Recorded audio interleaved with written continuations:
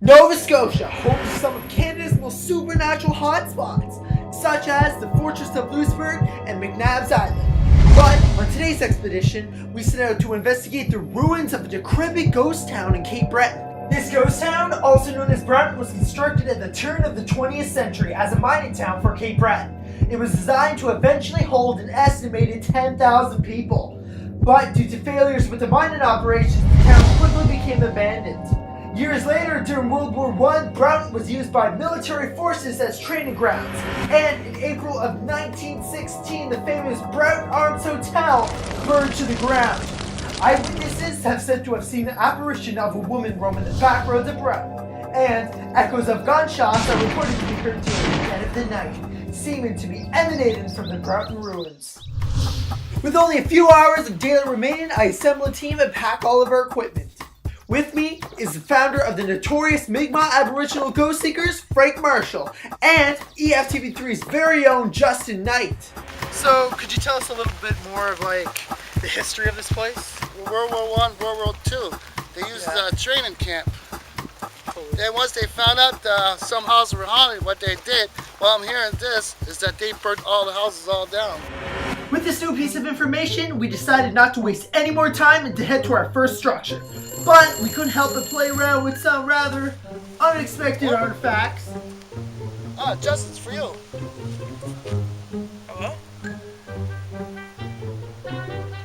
Oh my God. Is that a phone? Although this object is old, it's irrelevant to this investigation, but it leads us to find our first structure. Okay, what I'm gonna do, I'm gonna use my EMF detector. And Levi, you want to go around with this? Sure. Okay.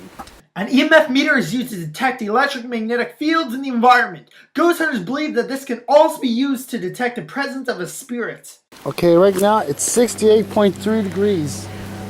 So far I'm at 0 still. If there's any spirits here, can you give me your name? My name is Frank.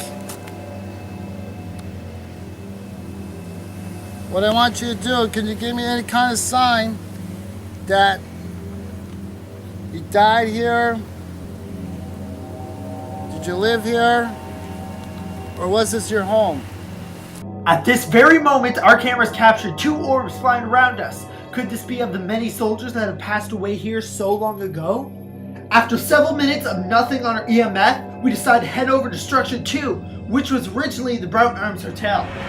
So I'm sitting here now, where over 100 years ago, this was a hotel.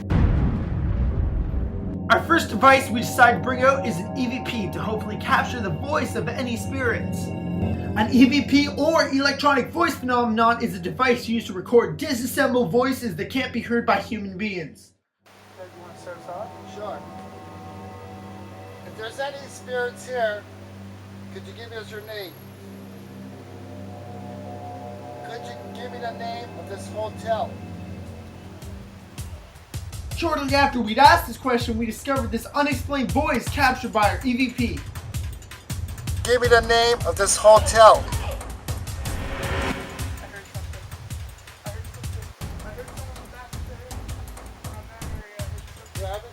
Seconds after capturing this voice, an orb shoots through our frame.